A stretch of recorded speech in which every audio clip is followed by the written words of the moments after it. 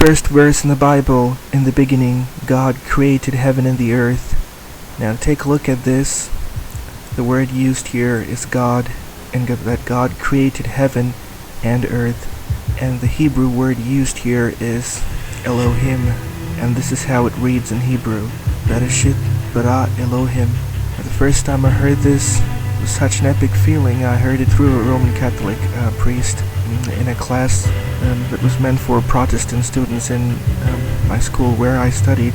It was such an epic feeling. It was like I'm going to learn about the one who made everything, and it's the one. And when you come to know about this word, this is how I felt. It's the one, and I knew it, that it is the one who made everything. And anyway, the class went quite the opposite direction, and it seems that the Roman Catholics don't believe or teach much about God, but rather more about church. And well, anyway, it does not seem that the Roman Catholic Church would represent the church that is mentioned in the Bible, and the church which is mentioned in the Bible is pretty much people who believed in Christ, who came together to know about Christ. That is about it.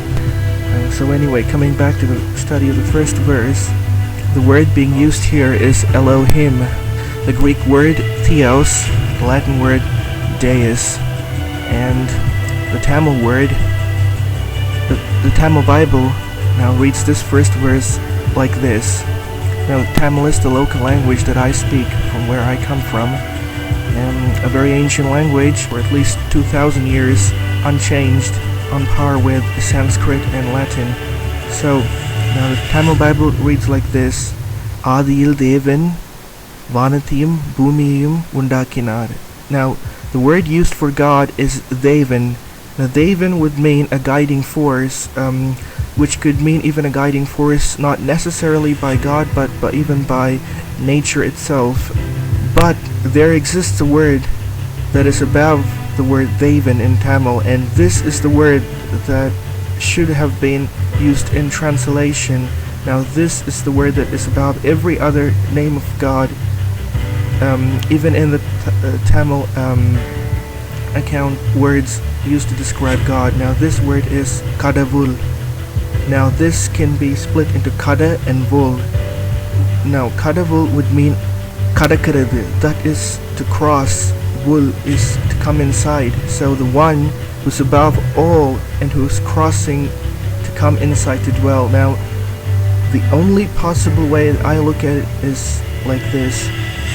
The only person who's crossed from heaven to come down to earth and to live inside the soul of man, so that we would become like him in character and would be brought to his form. This is Christ, and there's no other way that I see this in any other description of God or gods.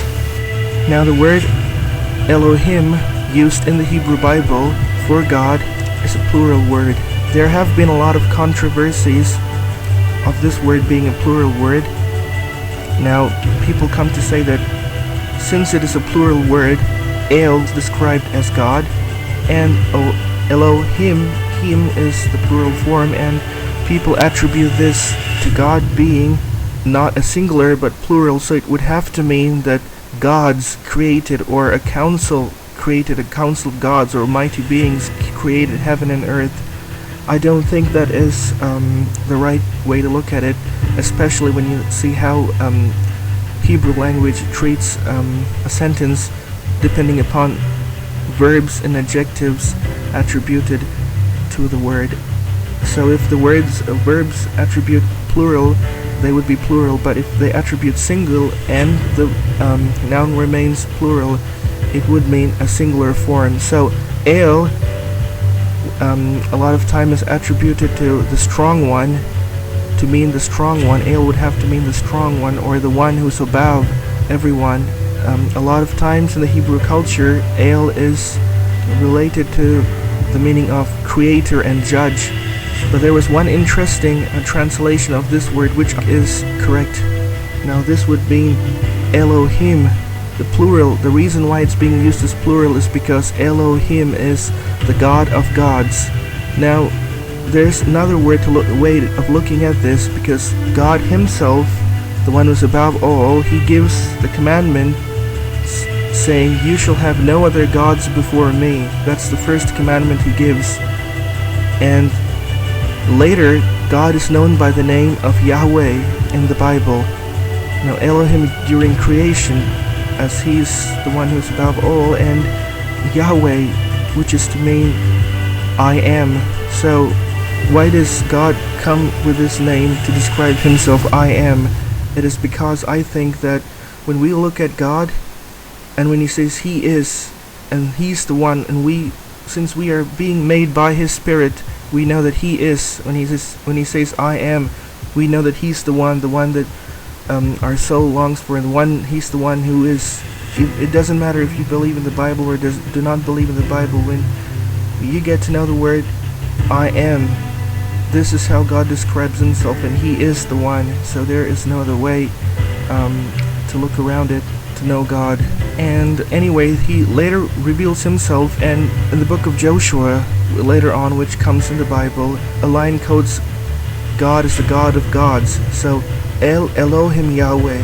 So God is the God of gods. Yahweh is the God of gods. I am is the God of gods. Now, why would God say that he's the God of gods? Because everything created from him are under him. So he is the one who is all powerful and worthy of attributes, and not just that he's great, but that he wants to show his goodness, that he is the most good person who ever is.